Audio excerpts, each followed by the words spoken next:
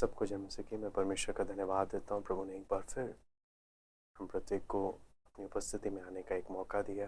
आइए हम प्रार्थना करते हैं, प्रार्थना करके हम शुरू करते हैं। स्वर्गीय पिता प्रभु जी, हम आपको धन्यवाद देते हैं पिता, अभी तक आपने संभाला परमेश्वर, आपकी भलाइयों के लिए धन्यवाद देते हैं परमेश्वर। आपका वचन जब हम सीखने के लिए बैठे हैं प्रभु, आपसे विनती प्रार्थना करते हैं प्रभु, समझने के लिए आप सहायता करें प्रभु। आए कि सारी बातों को प्रभु हम आपके हाथ में सौंपते हैं, आप अगुवाई करें। सर आदर और महिमा केवल हम आपको देते हैं। प्रार्थना प्रभु यीशु मसीह के नाम से मांगते हैं। हम लोग आज प्रार्थना के विषय में उसी के कंटिन्यूशन को हम लोग देखेंगे।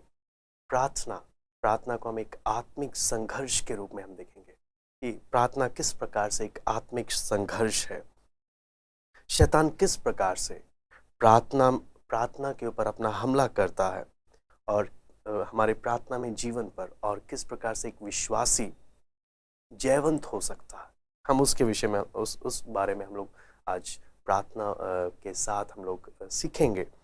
तो यहाँ पर जब हम परमेश्वर के वचन में जब हम उसका अध्ययन करते हैं, परमेश्वर के वचन को अध्ययन करते वक्त हमें इस बारे में समझ में आता है कि एक तो हमें मालूम चलता है परमेश्वर की इच्छा के बारे में परमेश्वर के वचन में, वहीं दूसरी ओर हमें शैतान की योजना के बारे में भी समझ में आता है कि शैतान किस प्रकार से रुकावटें उत्पन्न करता है।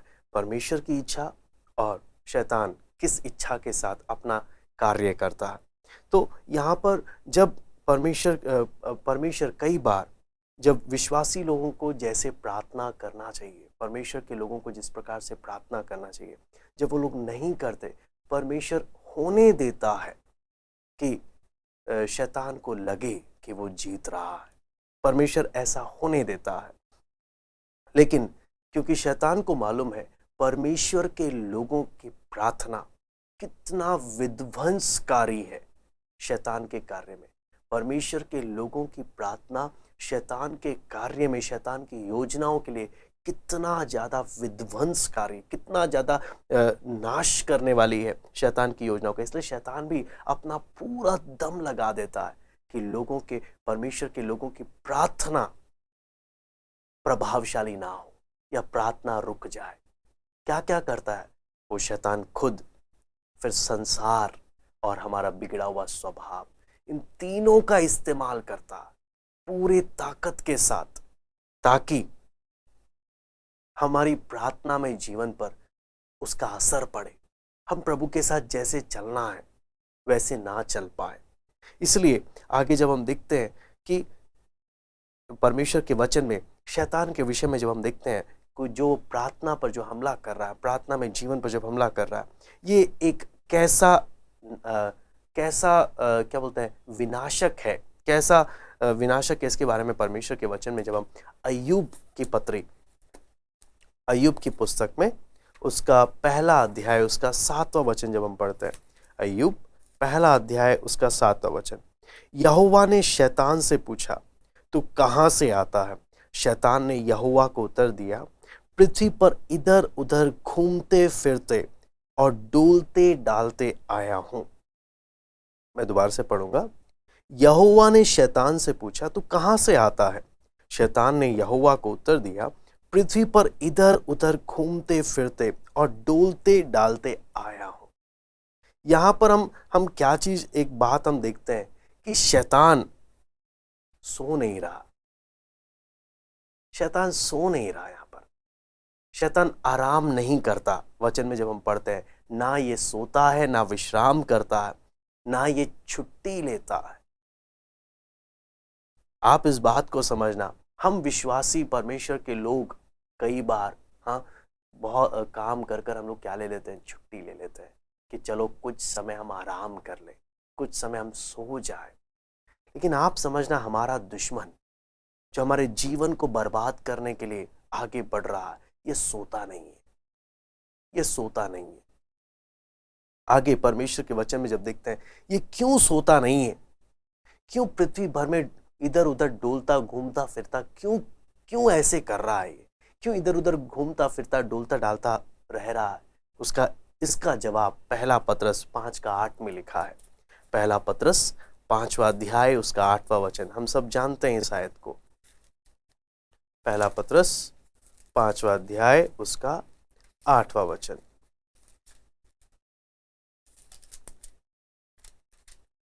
यहां पे लिखा है, सचेत हो और जागते रहो, क्योंकि तुम्हारा विरोधी शैतान गरजने वाले सिंह के समान इस खोज में रहता है कि किसको फाड़ खाए।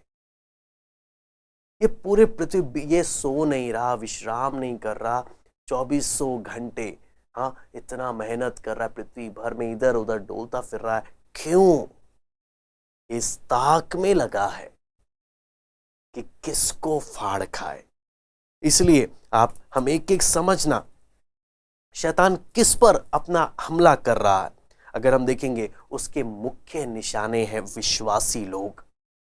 किस संबंध में? उनके प्रार्थना में, जीवन में। सबसे पहला कोशिश वो क्या करता है कि प्रार्थना करे ही ना। अगर वो प्रार्थना करने से रोक नहीं पा रहा तो क्या करता है, इनकी प्रार्थना ये जब करें, ये पाखंडियों के समान करें, इनकी प्रार्थना परमेश्वर के साथ संपर्क में ना आए, सर्वशक्तिमान परमेश्वर के साथ ये संपर्क में ना आए, इनकी प्रार्थना प्रभावशाली ना हो। इस बात पर शैतान बहुत मेहनत करता है, ये उसकी मास्टर स्ट्रैटेजी है। यदि मैं आपसे प्रार्थना पूर्वक, अगर मैं आपसे कहूंगा, आप एक बार नजर उठाकर हर परमेश्वर के लोग अगर अपने चारों तरफ देखें संसार भर में, तो कितना अभी भी सुसमाचार बताना कितने लोगों को अभी भी रहता है। कितने लोग अभी भी हैं जिन तक मसीह का सही संदेश, आप अगर देखेंगे, फैला नहीं है। आप अगर ध्यान से देखेंगे तो सही वचन पहुंचने से पहले गलत वचन पहले पहुंच रहा है।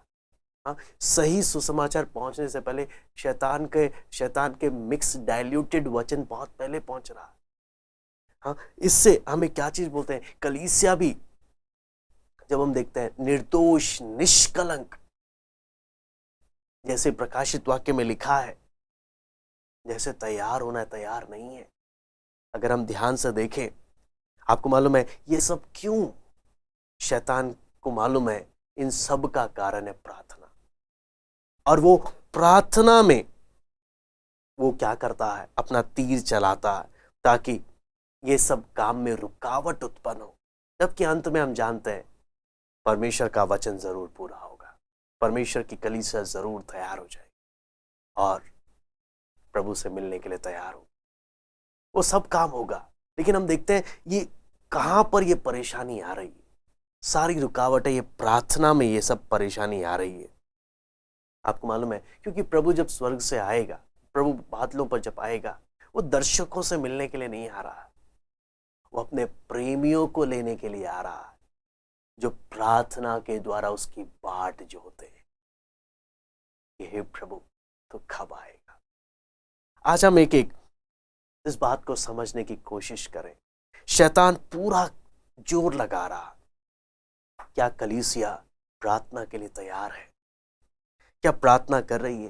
प्रार्थना के हर पहलू, चाहे वो मध्यस्थ की प्रार्थना हो, चाहे वो विनती की प्रार्थना हो, चाहे वो उपवास हो, हाँ, सब जगह शैतान अपना तीर चला रहा है, सब जगह शैतान हमला कर रहा है। ऐसे में हम परमेश्वर के लोग आंखें उठाकर इन तथ्यों को समझें, इसकी गंभीरता को समझें कि शैतान क्या कर क्या रहा है, और प्रभु हमें के को सीखने में मदद करे कि जब हमारा शत्रु रेस्टलेस है, वो एक पल आराम नहीं कर रहा, एक पल विश्राम नहीं कर रहा, एक पल सो नहीं रहा, जब 2400 घंटे पूरी मेहनत में लगा है, ऐसे समय में हम भी प्रार्थना में उतने ही जागरूक हो जाएं, हम भी उतने ही जागरूक हो जाएं।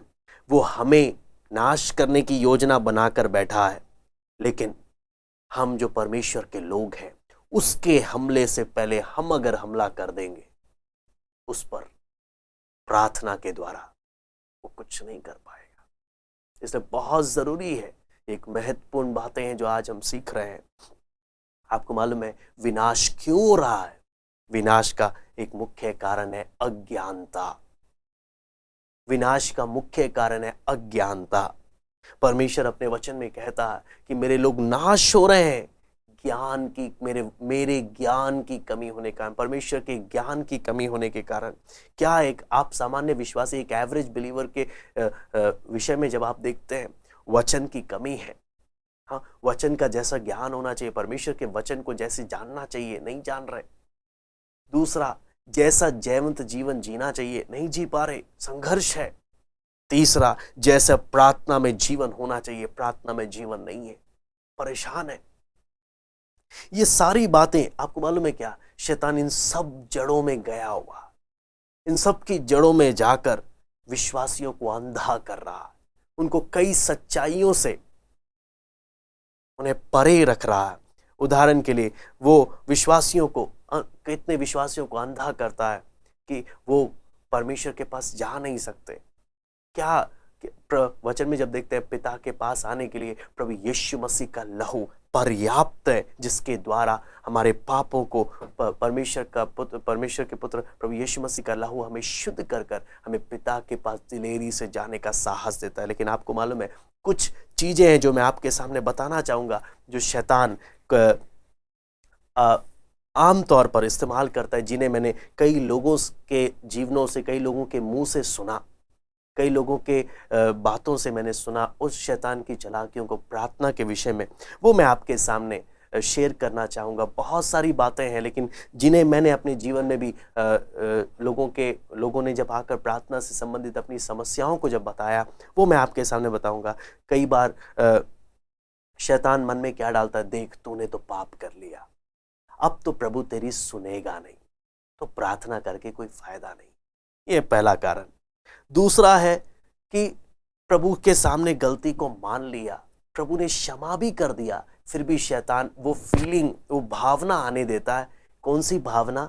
कि तेरे पाप क्षमा नहीं हुए, तू पापी है, तू पापी है। तीसरी भावना क्या है? कि जो पाप किया भी नहीं है उसके विषय में शैतान क्या लेकर आता है? एक दोषी की भावना, तूने कर दिया, तूने कर दिया, तूने कर दिया। और इन सब के द्वारा मेरे प्रार्थना के जीवन पर शैतान हमला करता है। अगला क्या है? मैंने कोई पाप किया भी नहीं, ध्यान से समझना, मैंने कोई पाप किया भी नहीं, शैतान क्या बोलता है? अभी तू एक सीरियस पाप करने जा रहा, अभी तू एक पाप करने जा रहा, इसलिए प्रार्थना करके फायदा क्या है? हाँ, अभी तू पाप करने जा रहा है, प्रार्थना करके फायदा क्या है? प्रार्थना ना कर। आपको समझ पा रहे हैं? यह है शैतान की चालाकियां, कि प्रार्थना करने की जरूरत नहीं है। फिर वो बोलता है, फिर शैतान की चालाकी क्या है? हाँ, वो बोलता है कि जिन्होंने पाप किया उनको क्या बोलता है? मानने की, अब ये एकदम से मानने की जरूरत नहीं है अपनी गलती। तूने पाप कर दिया ना, कोई बात नहीं, अभी एकदम से माफी मत मांग। क्यों? हाँ, परमेश्वर अभी बहुत गुस्से में है, तेरी प्रार्थना नहीं सुनेगा। अभी तूने पाप किया, कुछ समय रुक जा, बाद में माफी मांग लियो। हाँ हाँ, तब विश्वासी क्या करता है? अपने मन को कठोर कर कर हाँ, कुछ समय ऐसे ही जीवन बिताने लग जाता है। उसकी प्रार्थना खत्म हो जाती है, सूख जाती है, मरी हुई अवस्था में वो आ जाता है। फिर ऐसी स्थिति में क्या है, वो क्या करता है? यहां पर जब आगे देखते हैं, कुछ लोगों के विषय में शैतान क्या करता है, कुछ लोगों को बोलता है, शैतान बोलता है कि माफी मांगने की क्या जरूरत है, इंतजार कर, थोड़ा सा समय लगेगा, लेकिन अपने आप सब ठीक हो जाएगा, अपने आप सब बातें ठीक हो जाएंगी, माफी मांगने की क्या जरूरत है, अपने आप सब ठीक हो जाएगी, परमेश्वर भी भूल जाएगा कि तूने क्या किया है, पाप किया है। आप समझ पा रहे हैं? ये सब चालाकियां हैं दुश्मन की, कि मेरे प्रार्थना में जीवन पर असर डाले। मैं दोबारा से इन बातों को बताना चाहूंगा, क्योंकि मैंने कई लोगों के मुंह से ये सब बातें मैंने सुनी है, और बहुत से लोग मैंने देखा है इन बातों में संघर्ष करते हैं। सबसे पहला, शैतान मन में क्या डालता है? तूने तो पाप कर लिया, अब तो प्रभु तेरी प्रार्थना सुनेगा नहीं, प्रार्थना करके फायदा क्या है? दूसरा है कि सेंस ऑफ गिल्ट, गलती हुई, मेरे से पाप हुआ, मैंने प्रभु के सामने माफी मांगा, परमेश्वर के वचन में बोलता है माफी मांगने के कारण परमेश्वर मुझे क्षमा कर दिया, लेकिन फिर भी शैतान बोलता है ना ना ना ना, तुझे क्षमा नहीं मिली, तुझे क्षमा नहीं मिली, तू पापी है, तू पापी है, तू प्रार्थना क्यों कर रहा है? तीसरी बात जब हम देखते हैं शैतान क्या बोलता है, शैतान की चालाकी क्या होती है, वो लोगों से क्या बोलता है, हाँ, वो लोगों से क्या बोलता है जो पाप किया भी नहीं, उसके बारे में भी क्या बोलता है, तूने पाप कर दिया, तूने पाप कर दिया, तूने पाप कर दिया। अब और पाप कर दे, बाद में एक संगी माफी मांग लिया, हाँ, तूने तो पाप कर दिया। अब रुककर फायदा क्या है? उस समय आपको मालूम है शैतान वचन भी याद दिलाएगा, वचन का ही प्रयोग करेगा। आपने किया भी नहीं होगा पाप, लेकिन शैतान वचन का इस्तेमाल करके क्या बोलेगा, आपने पाप कर दिया। फिर आगे क्या है वचन में जब हम देखते हैं, आगे मैंने आपको बताया कि जो पाप किया भी नहीं है, बोले, और आप, वो शैतान क्या बोलेगा, आप अभी करने जा रहे हो पाप, इसलिए प्रार्थना मत करो, प्रार्थना की जरूरत नहीं है। आगे जब देखते हैं वचन में आगे जब इस अगला लोगों का गवाही क्या है, शैतान क्या बोलता है, लोगों को सलाह देता है जिन्होंने पाप कर दिया कि अभी माफी मत मांग, परमेश्वर गुस्से में है, तेरी प्रार्थना नहीं सुनेगा, हाँ, कुछ देर के बाद मांग लेना। तब तक आपको मालूम है मन कठोर हो जाता है, मन कठोर हो जाता है। जितना देर आप माफी मांगने में लगाते हैं ना, उतना ही ज्यादा मन आपका अंदर से कठोर हो जाता है, आपकी प्रार्थना उतनी ही ज्यादा सूखी हो जाती है, प्रभावशाली नहीं होती है। फिर अगला शैतान का चालाकी क्या होता है, शैतान क्या बोलता है, माफी मांगने की जरूरत ही क्या है, कुछ समय रुक जा, अपने आप सब बातें ठीक हो जाएंगी, हाँ, परमेश्वर भी भूल जाएगा तूने कोई क्या किया है, पाप किया है। नहीं, हमें शैतान की चालाकियों को समझना है। हम वचन में लिखा है जो अपने अपराधों को छिपा रखता है उसका कार्य सफल नहीं होता। हमें जितना भी हमारी याद में है, हमें ध्यान देना है कोई ऐसा बात ना हो जिसके लिए मैंने प्रभु के सामने माफी नहीं मांगा। अगर मैं सच्चे मन से माफी मांग रहा हूं, परमेश्वर का वचन बोलता है कि वो क्षमा करने में विश्वास योग्य और धर्मी है। इसलिए आगे जब हम परमेश्वर के वचन में जब हम शैतान की इन चालाकियों को जब पढ़ते हैं, तो हमने क्या चीज, इसको पढ़ते हुए हमें क्या चीज हमने समझना है, शैतान का मेन टारगेट क्या होता है। मैं जिस आश्वासन के साथ प्रभु के सामने आता हूं, मेरे उस आश्वासन की नींव को तोड़ दे, ताकि मुझे प्रभु के पास आने का मन ही ना करे। इसके लिए मैं आपके लिए वचन में पढ़ना चाहूंगा इब्रानियों की पत्री 4 अध्याय उसका 15 और 16। इब्रानियों 4 अध्याय उसका 15 और 16। क्योंकि हमारा ऐसा महायाजक नहीं जो हमारी निर्बलताओं में हमारे साथ दुखी ना हो सके, वरन वह सब बातों में हमारे समान परखा तो गया, तो भी निष्पाप निकला। सब बातों में हमारे समान परखा गया, तो भी निष्पाप निकला। वो हमारी निर्बलताओं में हमारे साथ क्या भी होता है, दुखी भी होता है। इसलिए आओ हम अनुग्रह के सिंहासन के निकट हियाव बांधकर चलें कि हम पर दया हो, और वह अनुग्रह पाए जो आवश्यकता के समय में हमारी सहायता करे। हालेलुया। बहुत ही, आपको मालूम है जब पाप होता है जीवन में, जब पाप आता है ना, प्रभु के सामने आने का हियाव हम खो देते हैं।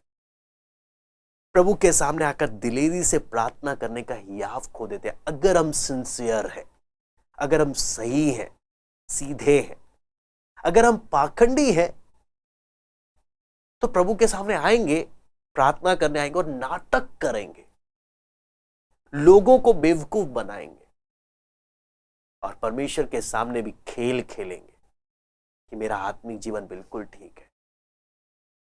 हमें पाखंड से बचकर रहना है। आपको मालूम है पाखंड क्या है?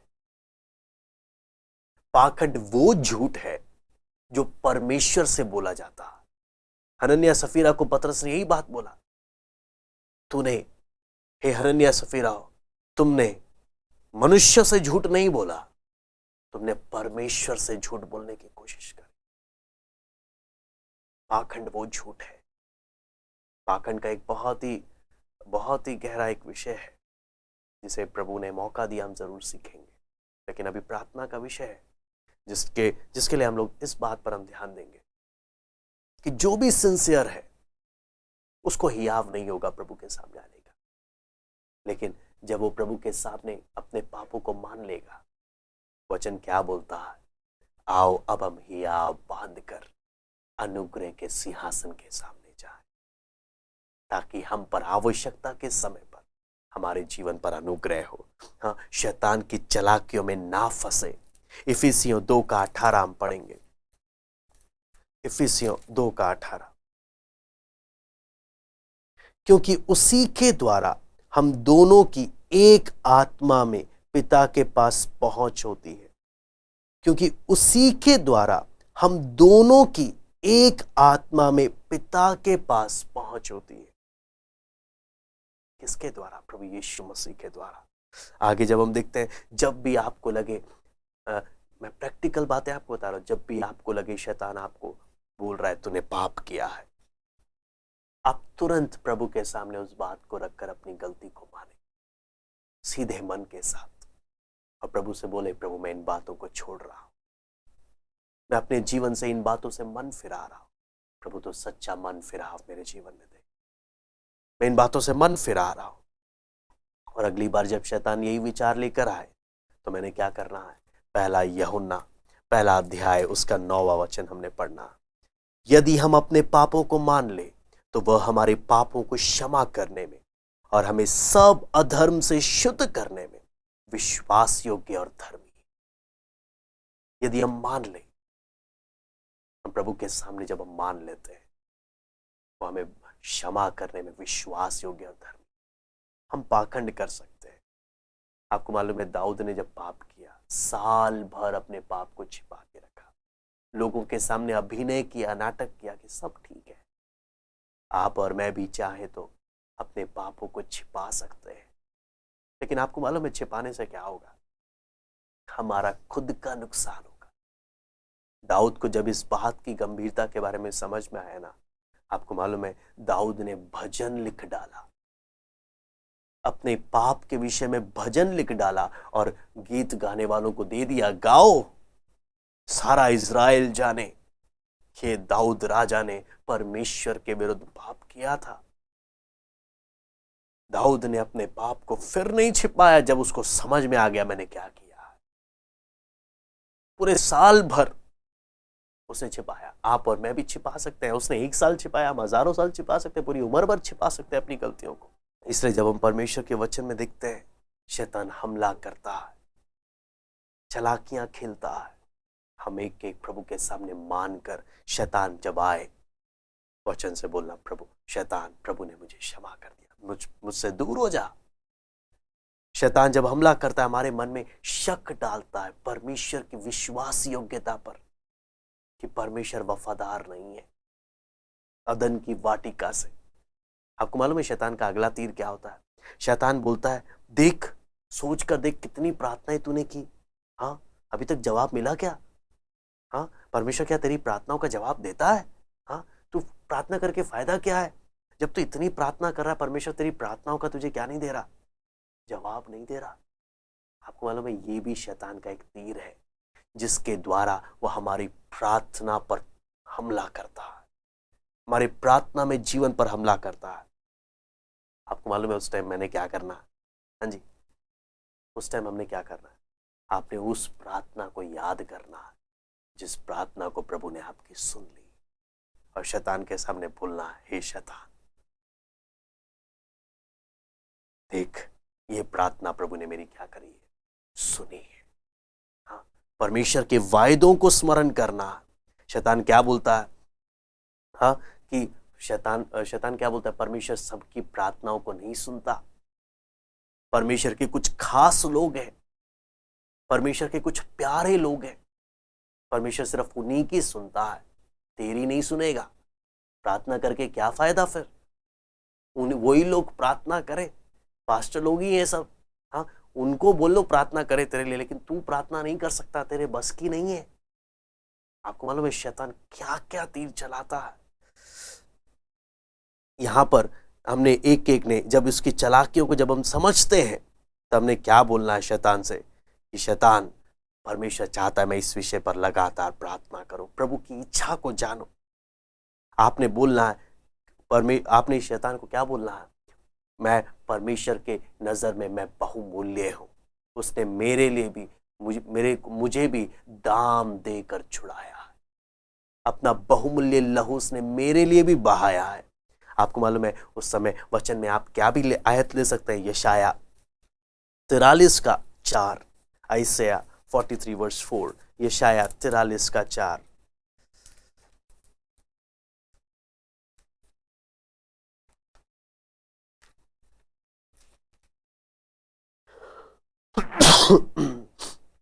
मेरी दृष्टि में तू अनमोल और प्रतिष्ठित ठहरा है। प्रभु क्या बोल रहा है? हाँ, शैतान जब बोले तू खास नहीं है परमेश्वर का, शैतान को क्या बोलना? हे शैतान, परमेश्वर मेरे बारे में क्या बोलता है? मेरी दृष्टि में तू अनमोल है, तू प्रतिष्ठित है, मैं तुझसे प्रेम रखता हूं, इस कारण मैं तेरे बदले मनुष्यों को और तेरे प्राण के बदले राज्य राज्य के लोगों को दे दूंगा। परमेश्वर क्या बोल रहा है? तू मेरे लिए कितना स्पेशल है, कितना स्पेशल है। हे शैतान, तेरे चालाकी मेरे सामने नहीं चलेगी, तू दूर हो जा। ये आपको मालूम है जब शैतान ऐसे विचार लेकर आता है, इसीलिए जरूरी होता है हम परमेश्वर के वचनों को याद करें और ऐसे समयों में परमेश्वर के वचनों के परमेश्वर के वायदों के द्वारा हम शैतान का क्या करें? हम शैतान का सामना करें। आपको मालूम है अगला शैतान का तीर क्या है? शैतान बोलता है कि तुझे प्रार्थना करने की जरूरत नहीं है, प्रार्थना कमजोर लोग करते हैं। प्रार्थना जो कमजोर होते हैं, जो खुद से कुछ कर नहीं सकते ना, वही लोग प्रार्थना करते हैं। सब लोगों को प्रार्थना करने की जरूरत नहीं है। हाँ, शैतान क्या बोलेगा? देखो उस अन्य जाति के बारे में देखो, हाँ उस अन्य जाति के बारे में देखो, वो बिना प्रार्थना किए हाँ जीवन में इतने ऊंचे स्थान में पहुंच गया। हाँ, तुझे क्यों जरूरत है फिर प्रार्थना करने की?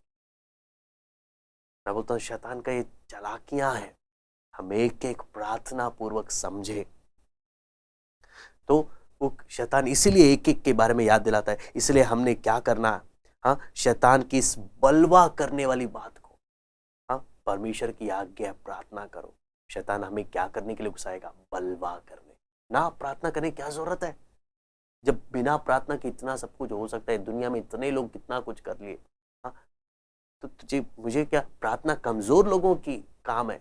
हाँ, जिनसे कुछ हो नहीं सकता ना, वही लोग क्या करते हैं? प्रार्थना करते हैं। ऐसे में आपने शैतान के सामने क्या बोलना है? हे शैतान, मैं परमेश्वर के बिना मैं सच में कुछ नहीं कर सकता। तुझे लगता है मैं कमजोर हूं? ठीक है, मैं मान लेता हूं। मैं परमेश्वर के बिना क्यों? प्रभु यीशु मसीह यूहन्ना 15 का 5 में साफ साफ क्या बोलते हैं? यूहन्ना 15 का 5,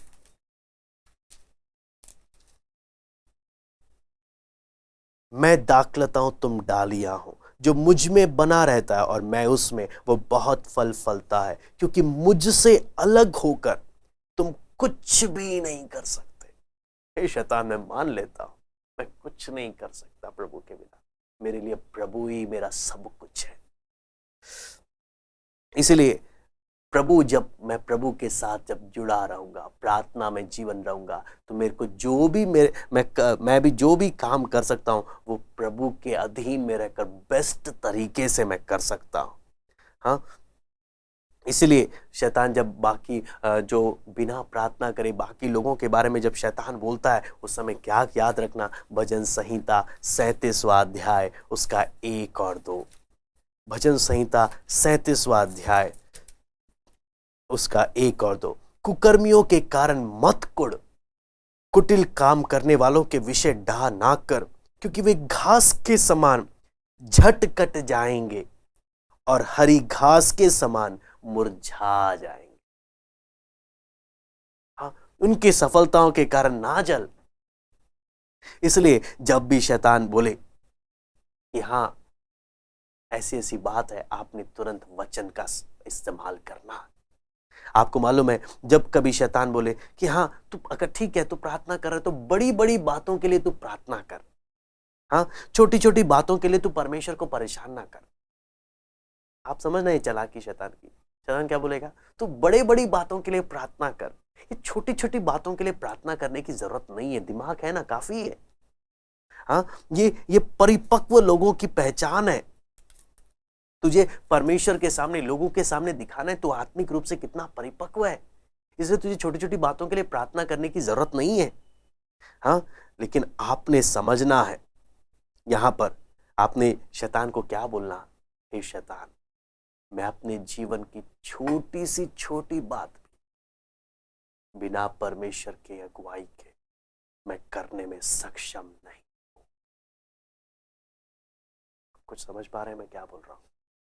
शैतान की ऐसी चालाकियों का जवाब क्या देना, हे शैतान, मैं अपने जीवन की छोटी सी छोटी बातों को, बड़ी बात तो दूर की बात है, मैं अपने जीवन की छोटी सी छोटी बात को भी परमेश्वर के आत्मा की अगुवाई के बिना करने में सक्षम नहीं हूं। मुझे प्रभु की अगुवाई चाहिए छोटी छोटी बातों के लिए भी। आपको मालूम है, इसलिए शैतान के सामने क्या बोलना, हे शैतान, परमेश्वर का वचन में प्रभु यीशु मसीह क्या बोलता है, तुम्हारे सिर के बाल भी गिने हो। उसकी अनुमति के बिना एक बाल का टुकड़ा नहीं गिरता। जब वो मेरे जीवन की छोटी छोटी बातों पर ध्यान देता है, मुझे भी अपने जीवन की छोटी छोटी बातों के लिए उसकी मदद, उसकी अगुवाई की जरूरत है। इसलिए तू मुझे ना बता कि मुझे क्या प्रार्थना करनी चाहिए, क्या नहीं करनी चाहिए। मैं तो अपने प्रभु को सब कुछ बताऊंगा। फिर हम देखते हैं शैतान का शारीरिक रूप से प्रार्थना पर जो हमला है।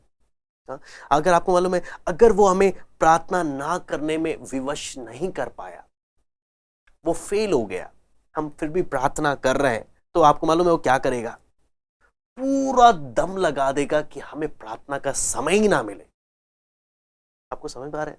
वो पूरा दम लगा देगा कि हमें प्रार्थना के लिए समय ही ना मिले, प्रार्थना करने का टाइम निकालना बहुत मुश्किल कर देगा कि हमें प्रार्थना का टाइम ना मिले। और अगर आप फिर भी टाइम निकालने के लिए सोचोगे ना, आपको वो टाइम, आपको मालूम है आप कैसा महसूस करेंगे, बहुत ही अकेलापन। आप ऐसा महसूस करेंगे जैसे परमेश्वर ने आपको छोड़ के ना, परमेश्वर पता नहीं कौन से दूसरे ग्रह में चला गया, परमेश्वर आपकी प्रार्थना सुन ही नहीं रहा। हाँ, आपको लगेगा कि पता नहीं मैं किसके सामने बोल रहा हूं, परमेश्वर सुन भी रहा है कि नहीं सुन रहा। आपको मालूम है ये सारी फीलिंग्स शैतान आपके मन में लेकर आ रहा। आगे जब आप देखेंगे वो क्या करता है, आपके प्रार्थना में जीवन को डिस्टर्ब करने के लिए क्या करेगा, आपको बहुत क्या करेगा, एक से एक प्रॉब्लम लेकर आएगा। आपको मालूम है ये तो जो आत्मिक जीवन में परिपक्व है उनके साथ भी ये होता है। लेकिन हम सबको उस समय में क्या करना है, सामना करना है। जब आपको लगे प्रार्थना करना मुश्किल हो रहा है, तब आप जोर से मुंह खोल के प्रार्थना करें। हाँ, परमेश्वर के वचन को स्मरण करें, उस वचनों को अपने मुंह से बोले। मत्ती 28वां अध्याय उसका 20वां वचन, मत्ती 28वां अध्याय उसका 20वां वचन,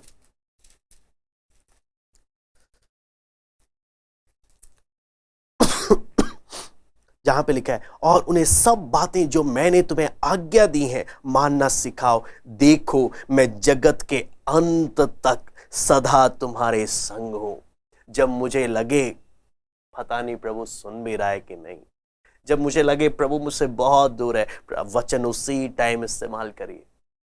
परमेश्वर ने मुझसे वादा किया है, जगत के अंत तक वो मेरे संग है, वो मेरे साथ है। हे शैतान, तो अपने विचार, वो भावनाएं लेके दूर हो जा मुझसे। परमेश्वर के वायदों को स्मरण करते हुए प्रभु के सामने हम आए और शैतान आपके पास से भाग निकलेगा। आपको मालूम फिर शैतान का अगला हथियार क्या होता है, आपको प्रार्थना के समय ही बहुत सी थकावट ले आएगा, शरीर टूटने लग जाएगा, आपको लगेगा बस मैं लेट जाऊं। हाँ, 5 मिनट लेट कर फिर प्रार्थना करेंगे, और 5 मिनट जो लेटना होता है ना, दोबारा प्रार्थना करने का टाइम ही नहीं होता फिर।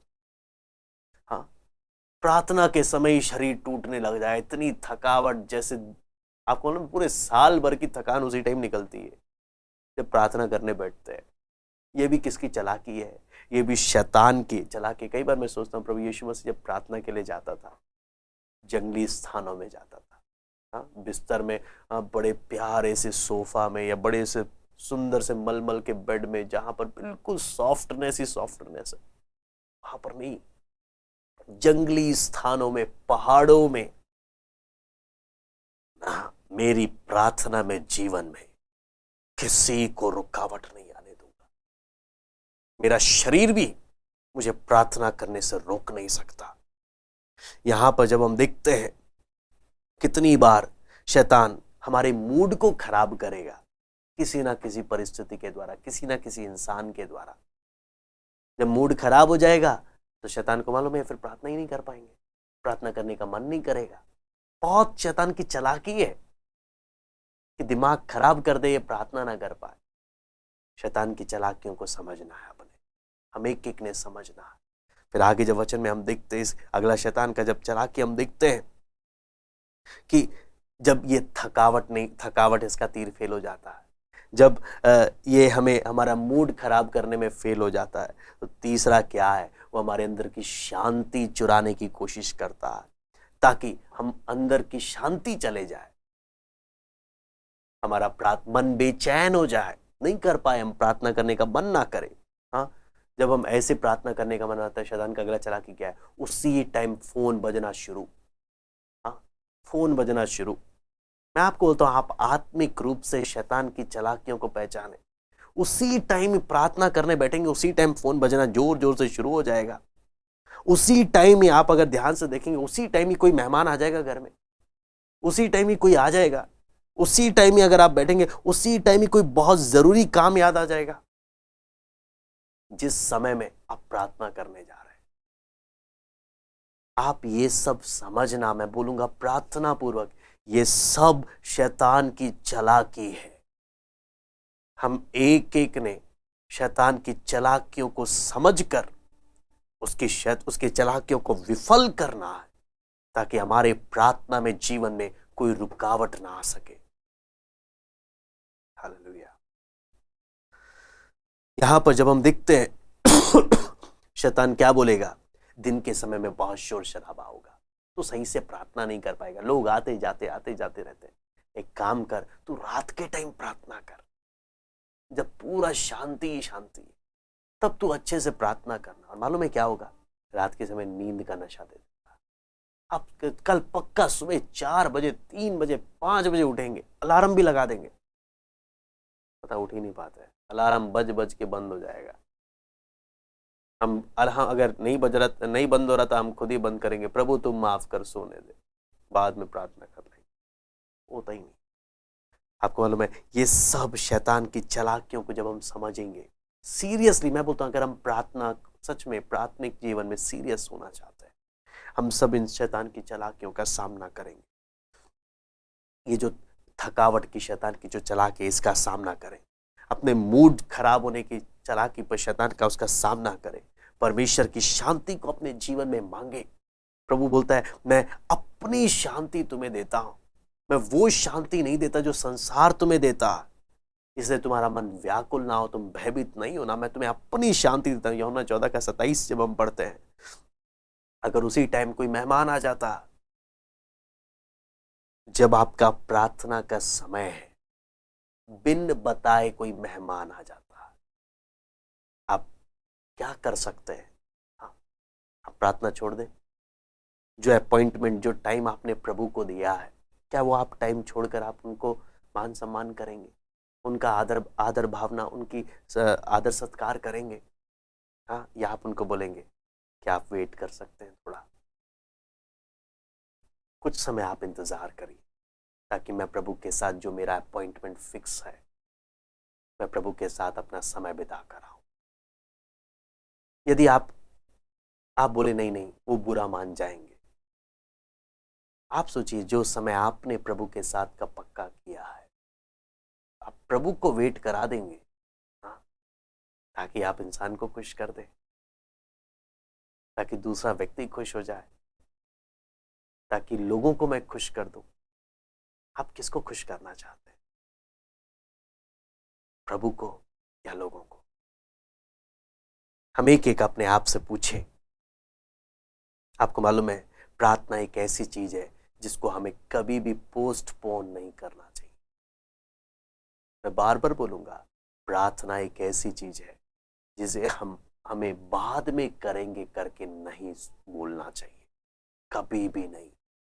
ये हमारी जिंदगी की सबसे भारी गलती होगी अगर हम ऐसा सोच रखते हैं, अगर हम ऐसी बातें करते हैं। शैतान की चालाकी है कि प्रार्थना के टाइम आपको बोलेगा तू इतना समय क्यों बर्बाद कर रहा है।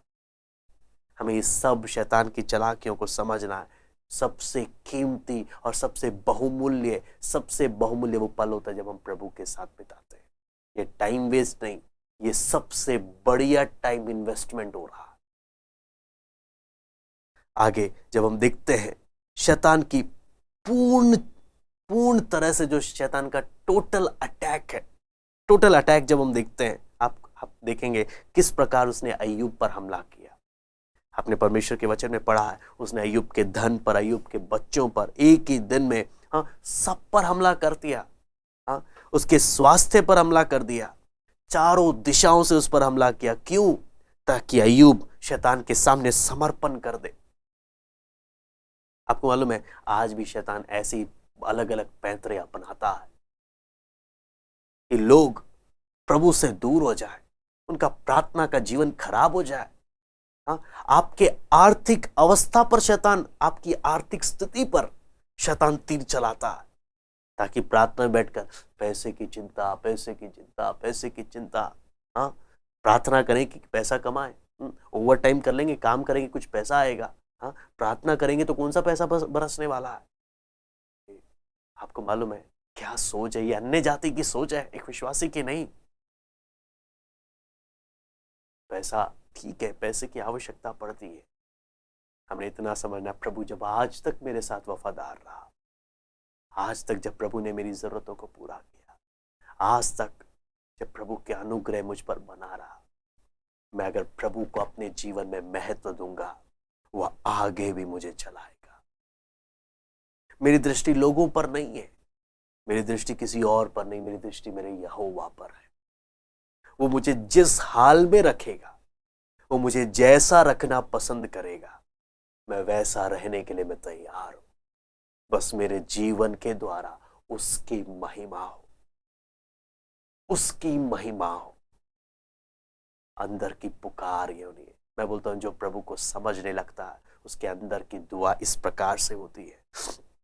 इसलिए चाहे आपको मालूम है इस घटना को जब हम देखते हैं, जब शैतान संपूर्ण तरीके से जब हमला करता है, उसका एक ही जवाब है, जब ऐसा भी करे तब भी प्रार्थना के कार्य में लगे रहे। आप अगर देखेंगे इतिहास में, जब आप देखते हैं इजराइल और मिस्र का जब 6 दिन की जब लड़ाई हुई थी, 6 days war between Israel and Egypt, है ना। इजराइल और मिस्र का जब 6 दिन की लड़ाई हुई थी, अगर आप देखेंगे तो आपको मालूम चलेगा, इतिहास जब आप पढ़ेंगे आपको मालूम चलेगा मिस्र बहुत ही मजबूत था। उसके पास फाइटर जेट्स, है ना, बहुत वॉर प्लेन्स बहुत ही ज्यादा थे। अगर मिस्र अटैक करता, इजराइल का नाम निशान मिटा देता, इजराइल हार जाता बुरी तरह, उसका बुरा हाल हो जाता। लेकिन मालूम है फिर भी इजराइल जीत गया अपने दुश्मन से। कैसे जीता? इजराइल ने पता है क्या किया? आप जानते हैं इजराइल ने क्या किया? सीधा एयरपोर्ट चला गया मिस्र के, और जितने भी आप फाइटर प्लेन्स थे, फाइटर जेट्स थे, पूरे एयरपोर्ट में पूरा धमाका करके आ गया। उसने मिस्र के फाइटर जेट्स को उठने से पहले उड़ने भी नहीं दिया, पहले ही धराशायी कर दिया। उसको हमला करने का मौका ही नहीं दिया अपने ऊपर। सीधा क्या कर दिया? उसके सारे फाइटर जेट्स को धराशायी कर दिया। इससे क्या चीज समझ में आता है? सबसे सुरक्षित रहने का एक ही तरीका है, आप वेट ना करो कि शैतान मुझ पर कब हमला करेगा, सीधा जाकर आप पहले हमला कर दो, आप उसको धराशायी कर दो। वो अपने आप को रिकवर करने में अपना समय लगा देगा। आप पर हमला करने के लिए उसके पास कहां टाइम रहेगा। आप पहले हमला करो, लेकिन हमला करने से पहले खुद मजबूत हो जाओ, सामर्थ्य से भर जाओ, फिर हमला कर। उसको मौका ही ना दो हमला करने का, उसको उठने का ही मौका ना दो, पहले ही धाराशायी उसको कर दो। यही है सबसे सुरक्षित तरीका प्रार्थना में, जीवन में। इसलिए जब हम देखते हैं प्रार्थना में जागते रहना, है ना, प्रार्थना में जागते रहना, यह भी एक सबसे महत्वपूर्ण पहलू है। जब देखते हैं जयवंत मसीह जीवन का आधार है जागते रहना, हम विश्वास कर सकते हैं कि ज़रूर प्रभु जो 40 दिन का उपवास था उस समय प्रार्थना में जागते रहने वाले उस हाल में प्रभु गया होगा, जहाँ पर प्रार्थना में जागते रहते उसने शैतान की चालाकियों को समझा। प्रार्थना में बहुत ही इंपॉर्टेंट पहलू है जागते रहने का, बहुत ही इंपॉर्टेंट पहलू। अगर हम उस बात को देखें, मत्ती प्रभु यीशु मसीह खुद उस बात को अनुभव कर कर लोगों को पर अपने चेलों को बताता है। मत्ती 24वां अध्याय उसका 42 और 43, इसलिए जागते रहो क्योंकि तुम नहीं जानते कि तुम्हारा प्रभु किस दिन आएगा, परंतु ये जान लो कि यदि घर का स्वामी जानता होता कि चोर किस पहर आएगा तो जागता रहता और अपने घर में सेंध लगने ना देता। अगर हम इसे आत्मिक रूप से प्रार्थना के संदर्भ में देखें, यहाँ पे चोर शैतान भी हो सकता, जो हमारे आत्मिक जीवन में हमारे प्रार्थना के समय को, हमारे प्रभु के साथ के संबंध को उसमें सेंध लगाता है। अगर जागते रहेंगे शैतान को सेंध लगाने का अवसर नहीं मिलेगा। अगर हम उस कॉन्टेक्स्ट में अगर समझने का कोशिश करें, हम इसको आगे मत्ती 25 का 13 भी हम पढ़ेंगे। प्रभु यीशु मसीह कितनी बार जागते रहने के लिए बोलता है, इसलिए जागते रहो क्योंकि तुम ना उस दिन को जानते हो और ना उस घड़ी को। फिर मत्ती 26 का 41 भी मैं पढ़ना चाहूंगा। मत्ती 26 का 41, जागते रहो और प्रार्थना करते रहो कि तुम परीक्षा में ना पड़ो। आत्मा तो तैयार है परंतु शरीर दुर्बल है, इसलिए जागते रहना। अगर जागेंगे नहीं शरीर की बातों में फंस जाएंगे। लूका 21 का 36 हम पढ़ेंगे। लूका 21 का 36, इसलिए जागते रहो और हर समय प्रार्थना करते रहो कि तुम इन सब आने वाली घटनाओं से बचने और मनुष्य के पुत्र के सामने खड़े होने के योग्य बनो। मनुष्य के पुत्र के सामने खड़े होने के योग्य बनो। इसलिए जागते रहो और हर समय क्या करो? प्रार्थना करो।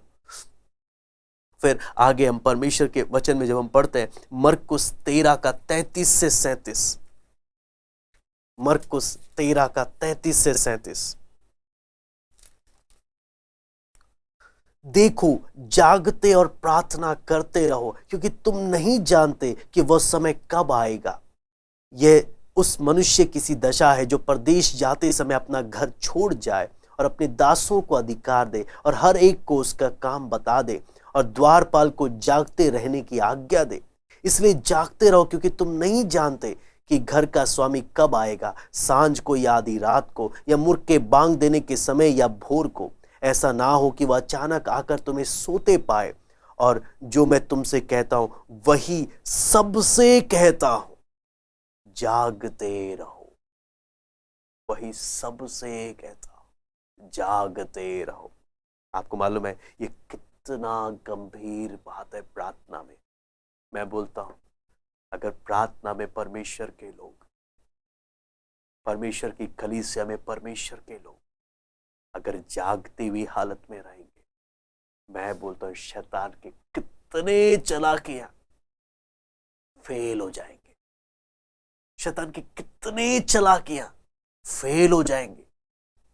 शैतान ऐसी मार खाएगा, इतनी बुरी तरह पराजय होगा जो शायद ही उसने कभी सोचा होगा। इसलिए बहुत जरूरी है हम परमेश्वर के लोग प्रार्थना में जागने की हालत में हो जाएं, आत्मिक रूप से जागने की हालत में आ जाएं। आपको मालूम है पौलुस भी जब वचन में हम देखते हैं यहां पर ना केवल प्रभु के आगमन के विषय में जागना है कि प्रभु कब आने वाला है, बल्कि आपने ये इस बात में भी जागना कि शैतान किस प्रकार से चालाकी खेलने वाला है। दोनों बातों में जागते रहना है। इसलिए कुलुसियों 4 का 2 पौलुस खुद क्या बोलता है, पढ़ेंगे। कुलुसियों की पत्री उसका 4था अध्याय उसका 2रा वचन। कुलुसियों 4था अध्याय उसका 2रा वचन, प्रार्थना में लगे रहो और धन्यवाद के साथ उसमें जागृत रहो। पौलुस भी उस बात को अनुभव के साथ बता रहा है। दूसरा कुरिन्ती 6:5 भी हम पढ़ते हैं। दूसरा कुरिन्ती 6:5, कोड़े खाने से, कैद होने से, हुल्लड़ों से, परिश्रम से, जागते रहने से, उपवास करने से। यहां पर भी आप अगर देखेंगे कि प्रभु की सेवकाई में पौलुस इतना जो आगे बढ़ा, उसमें वो उसका श्रेय किस बात को दे रहा है कि मैं प्रभु की सेवकाई में इतना आगे जो बढ़ा हूं ना, उसके पीछे का सीक्रेट क्या है? मैं जागती हुई हालत में रहा ताकि शैतान की चालाकियों को सफल ना होने दूं। इसलिए प्रभु यीशु मसीह ने हम एक एक को जागते रहने और प्रार्थना करने के लिए बुलाया है। प्रेरितों ने यह काम किया, हमारे पास भी जयवंत होने के लिए इसके अलावा कोई और ऑप्शन नहीं है। अगर हमें जयवंत जीवन जीना है, हमें भी जागते रहना। हम पतरस का उदाहरण देख सकते हैं, जो हमारे लिए एक चेतावनी है। गतसमने वाटिका में जब प्रभु ने उसे आज्ञा दी कि जागते रहो और प्रार्थना करो कि तुम परीक्षा में ना पड़ो, आपको मालूम है पतरस ने प्रभु की बात को नहीं माना, सो गया। आपको मालूम है ज्यादा समय नहीं लगा, जब वो जागते रहने की जगह जब सो रहा था, परीक्षा में किस प्रकार पड़ गया। यही इसी ने बाद में जाकर प्रभु का क्या भी किया, इनकार भी किया। अगर वो प्रभु की आज्ञा मानता, प्रार्थना और में जागते रहता, शायद पतरस की कहानी कुछ और होती। तो ये सब जब हम देखते हैं, हम जब दुनिया के एक अंतिम समय में रह रहे हैं, जब प्रभु का आगमन बहुत ही निकट है, मैं आपको बोलता हूं शैतान कलीसिया के विरुद्ध में अपना सर्वशक्ति हथियारों को इस्तेमाल कर रहा, ताकि जो परमेश्वर के विषय का ज्ञान नहीं रखते, जो इन बातों को नहीं समझते, उनको ऐसी अवस्था में धाराशायी कर दे। इसलिए जागते, प्रार्थना में जागते रहना क्या है? हमेशा आत्मिक रूप से सचेत रहना कि प्रभु कब कोई बात प्रकट कर दे। जो आत्मिक रूप से हमेशा जागरूक अवस्था में है ना, उन्हीं पर प्रभु बातें प्रकट कर सकता है। जो हमेशा अपने दिल और दिमाग से हमेशा इस तैयार में रहते हैं, कहे प्रभु तेरा दास सुन रहा है। प्रभु उनके ऊपर अपनी बातें प्रकट करता है, जो सचेत और जागती हुई हालत में है। क्योंकि जो जाग रहा है, प्रभु उन्हीं की आंखों को खोलता है कि शैतान की युक्तियों को वो देख सके, समझ सके। शैतान क्या प्लानिंग कर रहा है, परमेश्वर की देह में, परमेश्वर की कलीसिया में क्या खेल खेलने जा रहा है, क्या चालाकियां अपनाने जा रहा है। परमेश्वर जो जाग रहे हैं उन पर प्रकट करता है। क्यों? ताकि शैतान की उस प्लानिंग को फेल कर दे। जो जाग रहे हैं, परमेश्वर उनको दिखाता है शैतान किस व्यक्ति के जीवन में क्या चाल अपनाने जा रहा है, किस प्रकार उसको फंसाकर उसके जीवन को बर्बाद करने की योजना बना रहा है। जो जाग रहा है व्यक्ति, वो जागने की हालत के कारण उस व्यक्ति को जाकर सचेत कर देगा कि तू सतर्क हो जा, क्योंकि शैतान तेरे विरुद्ध ऐसी योजना बना रहा। प्रभु यीशु ने खुद शैतान से, पतरस से कहा, हे पतरस, शैतान ऐसी प्लानिंग कर रहा। आपको मालूम है शैतान जब प्रार्थना के जीवन में जब हमला करता है, तो हमने इसमें क्या चीज देखना है। हाँ, आमतौर पर हमें हर एक व्यक्ति, हम किस बात पर, परमेश्वर के लोग किस बात पर मेहनत करते हैं कि सब मनुष्यों के साथ मेल मिलाप करके रखें। लेकिन हमने कभी भी शैतान के साथ मेल मिलाप नहीं करना, बल्कि हमने समझना है एक एक शैतान के गढ़ों को ढाकर हमने प्रभु का झंडा वहां पर ऊंचा करना है। जब तक ऐसा ना हो, तब तक परमेश्वर के लोगों ने लगे रहना। उस शैतान को जितने घाव दे सकते हैं उतने घाव देने। आज हम कुछ व्यक्तिगत सवाल अपने आप से पूछ कर देखें। क्या शैतान के पास, शैतान के ऊपर आपके द्वारा दिया गया कोई जख्म है, कोई निशानी है जो आपने शैतान को दिया है, जो शैतान हमेशा लेकर फिर रहा है कि हाँ, इसने मुझे निशान दे दिया, इसके द्वारा मुझे ये मार पड़ी है। ऐसी कौन सी मार आपने शैतान को दी है जिसे लिए वो फिरता होगा? क्या ऐसा उसका क्या कौन से गढ़ है, उसकी कौन सी चालाकियां हैं जिसको आपने शैतान की धाराशाही करी है, जिसमें शैतान विफल हो गया? क्या शैतान कड़वाहट के साथ बोल पा रहा होगा? अगर ये नहीं होता तो आज मैं कितना मजे से रह रहा होता। हम में से कितनों ने बोल सकते हैं हमने वो काम किया है।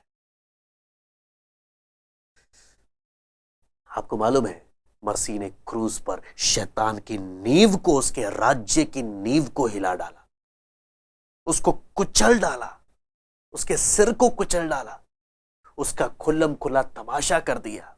अब बाकी सब काम परमेश्वर ने कलीसिया को दिया है, अब तुम इसका बुरा हाल करो। इसलिए हमें शैतान से डरना नहीं है। अक्सर जब देखते हैं ना लोग दुष्शक्तियों को देख के डरते हैं, दुष्शक्तियों से भागते हैं, शैतान को देखकर भागते हैं, लेकिन पाप को देखकर हिम्मत दिखाते हैं। वचन बोलता है पाप से भागो, परीक्षाओं से भागो, अभिलाषाओं से भागो, लेकिन शैतान का सामना करो परमेश्वर के अधीन होकर। वो तुम्हारे सामने से क्या करेगा? भागेगा। लेकिन कई बार उल्टा होता है। इसलिए हमने इस बात को समझना है, हम क्या, आज हमारी स्थिति क्या है। आपको मालूम है जब हम परमेश्वर के वचन में जब हम पढ़ते हैं, जो विश्वासियों के लिए जो हथियार, इफिसियों 6:18, इफिसियों के पत्री 6 अध्याय में जब हम पढ़ते हैं, सारे हथियारों में एक सबसे खतरनाक हथियार है प्रार्थना का हथियार, जो सबसे नीचे रखा हुआ, जिसके विषय में क्या लिखा है? इफिसियों 6:18 और 19 को हम पढ़ेंगे। जब इफिसियों 6:18 और 19 यहां पे लिखा है, हर समय और हर प्रकार से आत्मा में प्रार्थना और विनती करते रहो। मैं बार बार बोलूंगा, दोबारा से मैं पढ़ रहा हूं, हर समय हर प्रकार से आत्मा में प्रार्थना और विनती करते रहो, और इसीलिए जागते रहो कि सब पवित्र लोगों के लिए लगातार विनती किया करो, और मेरे लिए भी, कि मुझे बोलने के समय ऐसा प्रबल वचन दिया जाए कि मैं साहस के साथ सुसमाचार का भेद बता सकूं। सवाल यह है कि हम इस प्रकार से प्रार्थना कर रहे हैं? वचन में जब हम पढ़ते हैं भजन संहिता 2 अध्याय उसका 8 और 9, भजन संहिता 2 अध्याय उसका 8 और 9, मुझसे मांग और मैं जाति जाति के लोगों को तेरी संपत्ति होने के लिए और दूर दूर के देशों को तेरी निज भूमि बनने के लिए दे दूंगा। तू उन्हें लोहे के डंडे से टुकड़े टुकड़े करेगा, तू कुम्हार के बर्तन के समान उन्हें चकनाचूर कर डालेगा। बच्चा मेरे परमेश्वर होता मुझसे मांग। हम प्रार्थना के विषय में जब हम इसको लेकर जब हम पढ़ते हैं, तो आप जब देखेंगे सब जगह शैतान के अपने गढ़ हैं। बोलता मांग मुझसे। जब हम प्रभु से मांगते हैं, शैतान के एक एक गढ़ों को हम टुकड़े टुकड़े करते हैं। हम प्रार्थना में और प्रार्थना के द्वारा शैतान के राज्यों को हम तोड़ते हैं। आपको मालूम है शैतान के राज्य की कमजोरियों को हम समझ पाते हैं, प्रार्थना के द्वारा हम समझ पाते हैं, और प्रार्थना के द्वारा शैतान के राज्यों को बुरा हाल कर देते हैं, उसके गढ़ों को ढा देते हैं। लेकिन इसलिए जरूरी क्या है, हमें क्या करना है? प्रार्थना का हथियार का इस्तेमाल करना है। प्रार्थना वो हथौड़ा है जो मोटे से मोटे पत्थर जैसे मजबूत नींवों को शैतान के गिराने के लिए सक्षम है। इससे सारी बात है कि हम निरंतरता की प्रार्थना का हथौड़ा इस्तेमाल कर रहे हैं शैतान के गढ़ों को ढाने के लिए। निरंतरता की प्रार्थना का क्या अगर हम करेंगे, हम जरूर उसमें सफल होंगे। इसे भजन संहिता 149 का 5 से 9 हम पढ़ेंगे। भजन संहिता 149 का 149 का 5 से लेकर 9 तक। भक्त लोग महिमा के कारण प्रफुल्लित हों और अपने बिछौनों पर भी पड़े पड़े जय जयकार करें, उनके कंठ से परमेश्वर की प्रशंसा हो और उनके हाथों में दो धारी तलवार रहे कि वे जाति जाति से पलटा ले सकें और राज्य राज्य के लोगों को ताड़ना दे और उनके राजाओं को सांकलों से और उनके प्रतिष्ठित पुरुषों को लोहे की बेड़ियों से जकड़ रखे और उनको ठहराया हुआ दंड दे और सब भक्तों की ऐसी ही प्रतिष्ठा होगी। या की स्तुति करो। यह सबसे महत्वपूर्ण है कि जहां स्तुति करते हुए एक जगह स्तुति कर रहे हैं, दूसरी जगह आत्मिक रूप से लड़ भी रहे हैं, परमेश्वर की आराधना भी कर रहे हैं, वहीं शैतान को दूसरी ओर सजा भी दे रहे हैं। यह एक आत्मिक लड़ाई के विषय में है कि स्तुति और धन्यवाद करते हुए शैतान से लड़ते रहना। ऐसे में जब एक विश्वासी ऐसे जब करता है, वो पक्का जयवंत होता है। वो पक्का जयवंत होता है। उसकी प्रार्थना, उसकी स्तुति और प्रार्थना में क्या है? उसने दो धारी तलवार प्रार्थना की भी ली हुई है, शैतान के विरुद्ध, उसके संगी साथियों के विरुद्ध। और वचन में जब हम पढ़ते हैं, शैतान के एक एक गढ़ों को, राज्यों को, देशों को पूरी तरह हिलाकर, उनके राजाओं को बांधकर, उनके हाकिमों को बांधकर, उनका न्याय कर कर, आपको मालूम है कितना ऊंचा स्थान परमेश्वर ने अपने लोगों को दिया है, कितना ऊंचा पद परमेश्वर ने अपने लोगों को दिया है। प्रार्थना के द्वारा ऊंचे स्थानों पर बैठकर सब पर परमेश्वर की इच्छा के अनुसार कार्य करने के लिए परमेश्वर ने इतनी स्वतंत्रता दी है। लेकिन सारी बात है, क्या मैं प्रार्थना के द्वारा मैं ये कार्य करूंगा? कि प्रार्थना के द्वारा परमेश्वर सबको हमारे पैरों के नीचे ला सकता है। प्रार्थना के द्वारा हम प्रभु के इतना करीब, उस अधिकार के साथ चल सकते हैं। लेकिन सारी बात है, ये सब के लिए कीमत है, फ्री में नहीं होगा। क्या प्रभु जो बोलेगा, क्या मैं वो करने के लिए तैयार हूं? हाँ, क्योंकि कीमत दोगे तो प्रभुता कर भी पाओगे, कीमत दोगे तो प्रार्थना के द्वारा प्रभुता कर पाओगे। आपको मालूम है, इसलिए सबसे जरूरी बात जब हम देखते हैं परमेश्वर के वचन में, दूसरा कुरिन्ती 10 का 4 और 5 भी हम पढ़ेंगे। दूसरा कुरिन्ती 10 का 4 और 5।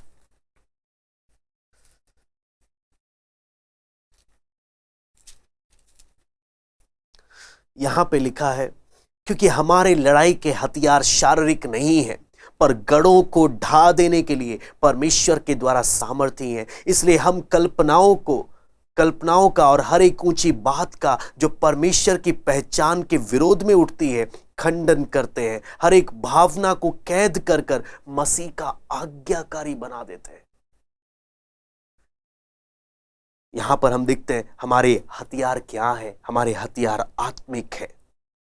हम आत्मिक लड़ाई लड़ रहे हैं प्रार्थना के द्वारा।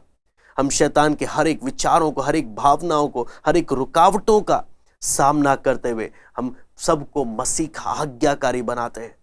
इसलिए सबसे जरूरी है कि ये सब करने के लिए कीमत देना है।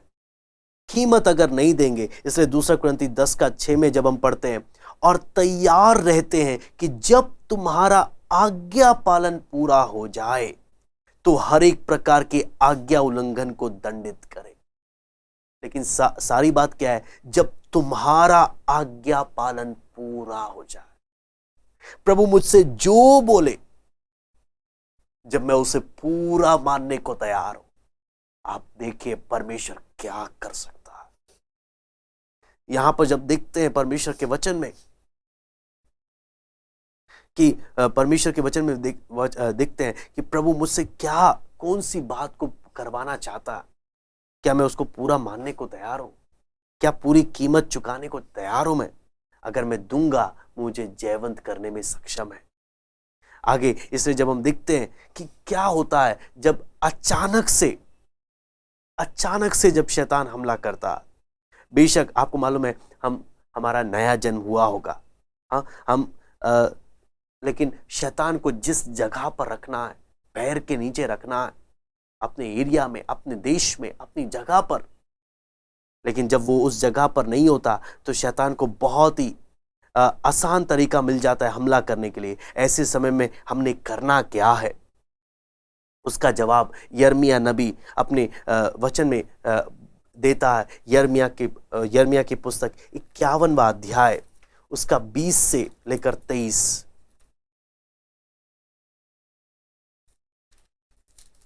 यिर्मयाह 51 का 20 से लेकर 23।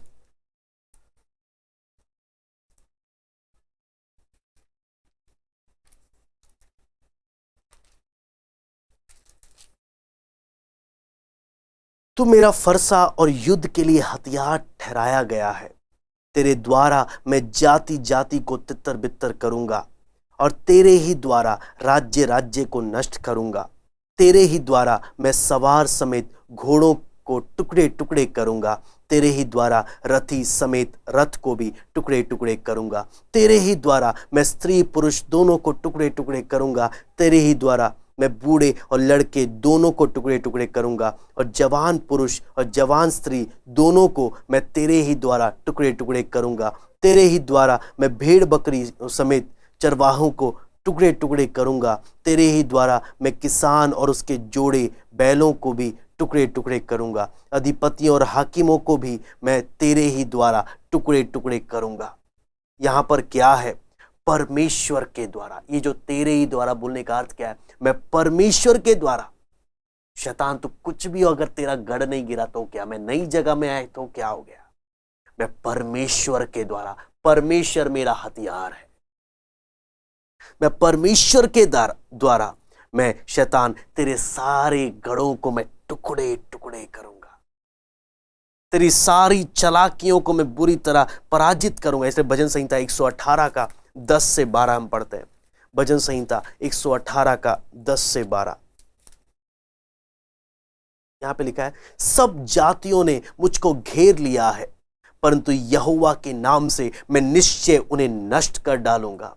उन्होंने मुझको घेर लिया है, निस्संदेह घेर लिया है, परंतु यहोवा के नाम से मैं निश्चय उन्हें नष्ट कर डालूंगा। उन्होंने मुझे मधुमक्खियों के समान घेर लिया है, परंतु कांटों की आग के समान वे बुझ गए। यहोवा के नाम से मैं निश्चय उन्हें नष्ट कर डालूंगा। ये क्या है? शैतान के गढ़ों को नष्ट करना, शैतान को बुरी तरह पराजित करना। ये उसके विषय में हम लोग जब पढ़ते हैं, ताकि शैतान जब हमें हमारा नुकसान करने का सोचेगा, परमेश्वर उन्हीं के में क्या कर देगा? गड़बड़ी डाल देगा। वो आपस में ही लड़कर नष्ट होंगे। इसलिए हम नहम्याह का उदाहरण भी हम परमेश्वर के वचन में देख सकते हैं। नहम्याह को परमेश्वर ने शहरपनाह के लिए भेजा, लेकिन वहां पर हम पढ़ते हैं, वहां पर शैतान रुकावटें उत्पन्न करने लगा। नहम्याह 4 का 15 से 23 हम पढ़ते हैं। नहम्याह 4 का 15 से 23। नहम्याह 4 का 15 से लेकर 23।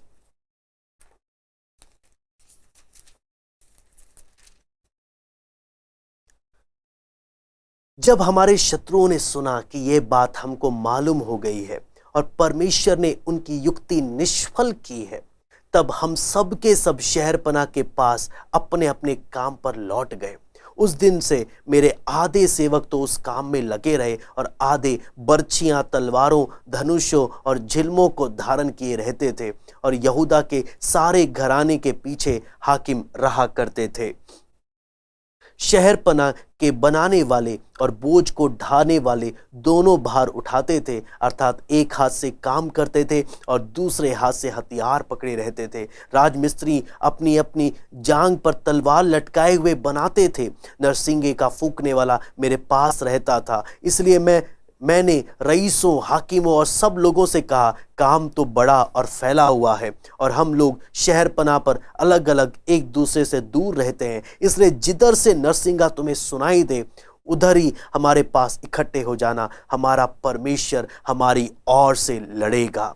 यो हम काम में लगे रहे और उनमें आधे पो फटने से तारों के निकलने तक बर्छियां लिए रहते थे। फिर उसी समय मैंने लोगों से यह भी कहा कि एक एक मनुष्य अपने दास समेत यरूशलेम के भीतर रात बिताया करे, कि वे रात को तो हमारी रखवाली करे और दिन को काम में लगे रहे। इस प्रकार ना तो मैं अपने कपड़े उतारता था, ना मेरे भाई, ना मेरे सेवक, ना वे पहरुए जो मेरे अनुचर थे अपने कपड़े उतारते थे। सब कोई पानी के पास भी हथियार लिए हुए जाते थे।